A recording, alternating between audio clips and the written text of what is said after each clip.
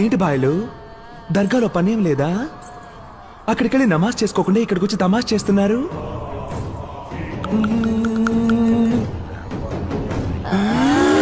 ఏంటి ఆ బిత్తర చూపులు? దర్గాలో భయపడి పారిపోయి ఇక్కడ ధైర్యంగా మాట్లాడుతున్నాడు ఏంటని చూస్తున్నారా? అది దర్గా.